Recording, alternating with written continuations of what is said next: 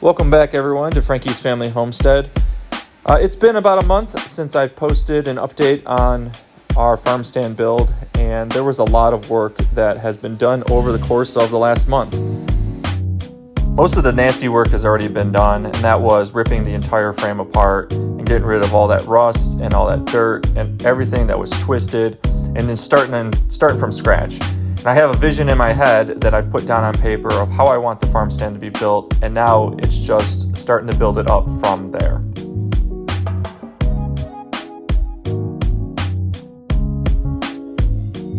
Now that everything has been squared up, starting from the back all the way forward, I'm just marrying the two angle iron and the round tubing together. These were previously just tacked into place just to hold them to make sure if I had to adjust anything.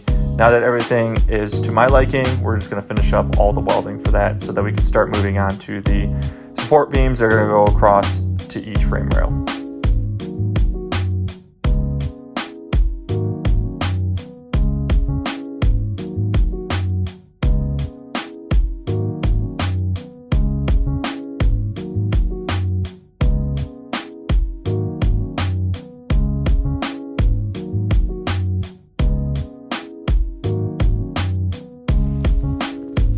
The angle iron that I'm going to be using for the support beams is recycled angle iron that came off of a garden tiller that I purchased. It was shipped in a metal crate, more or less. And I thought to myself, you know what, I'm going to save this one day. You never know when you'll need it. Some of the pieces were a little bent and twisted. Some of them needed to be welded or extended to meet the needs of the width of the trailer. But these are perfect, and it didn't cost me any money to purchase any new metal while doing this.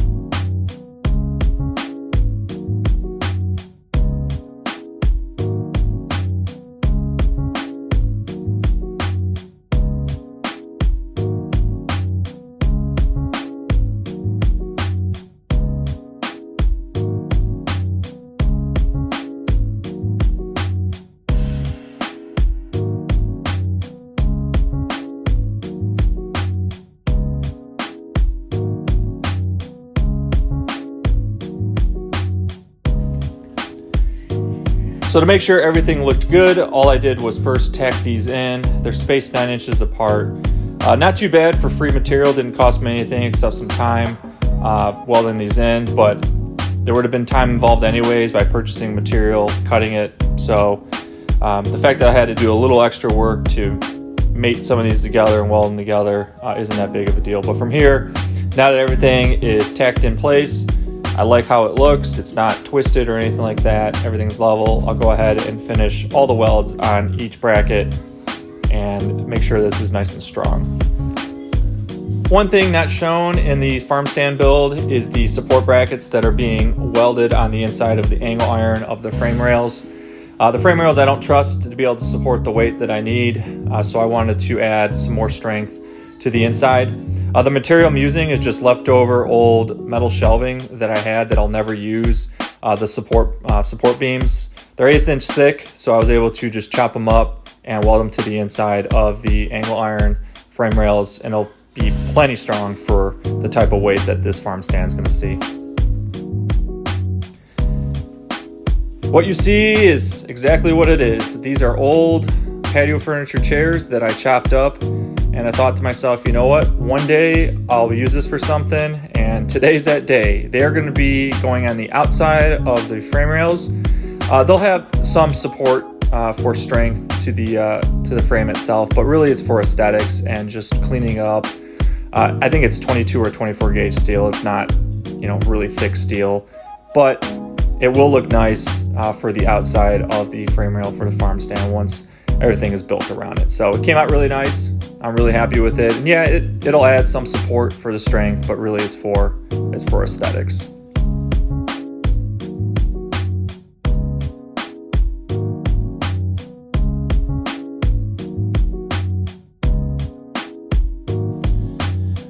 Now that we're one step closer to the frame being completed, I just wanted to take a little bit of time, at least cut these U-bolts off and get these leaf springs exposed so I can take a look at what kind of material I'm going to need. They were definitely frozen on here. I ended up using a 5-pound mallet just to break them free.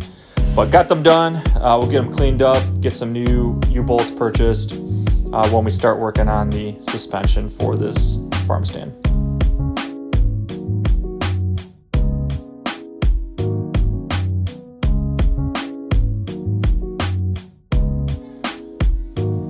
Lots of welding, as you can see, a lot of tack welding, which is very time consuming. This is finishing up the outside sections of the frame rail. This was the old patio furniture, so welding the underside and then flipping the frame over and welding the top side, all that takes a lot of time, and then cleaning it up with a wire brush to make everything look really nice.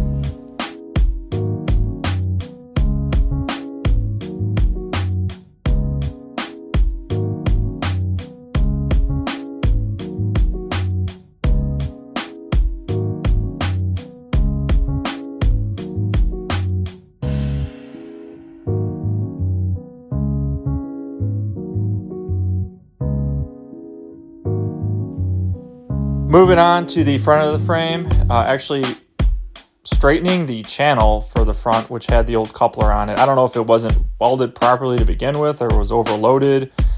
I'm not sure. This trailer definitely was a Frankenstein of whatever material the previous person could find, but cut out all the welds except one little section, was able to hand twist it back and level it out and make it nice and straight and uniform all the way back. And then adding a coupler, which is the only thing I've actually purchased for this trailer so far. So I have $18 into this of actual material. But now that the channel is all straight, just ran a really nice bead all the way around to keep it straight. And the coupler itself is going to be bolted on. I had thought about welding it at first, but decided, you know what, I'm just going to bolt these in. It's just six bolts that you need. And that way, if it has to ever be removed for whatever reason, I can do that without having to cut everything out.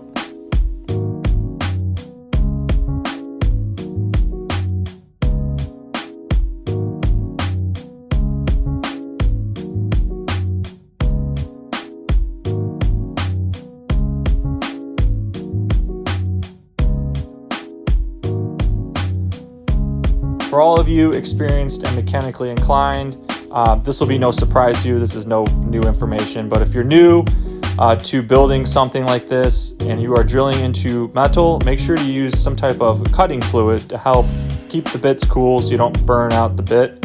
Ideally, you want to use some type of drilling oil, but if you don't have any, like I don't, I just use old motor oil, which will still help keep the bits from going dull and keeping them cool enough. Obviously a cutting fluid is the best to use, but I don't have a lathe here to where I could use some of that, so this is what I use in a pinch.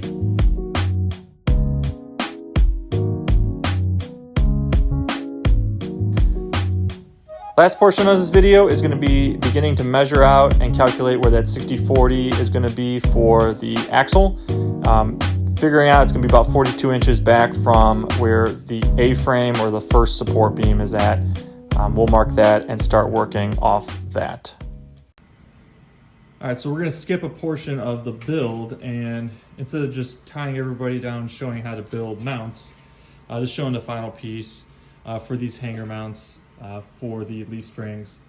The ones that were on here were really questionable, and so instead of buying new ones, had a bunch of scrap metal left over. Actually, this metal is from portions of the old trailer that were ripped off. I was able just to make the mounts that you would buy from like e-trailer or a trailer website.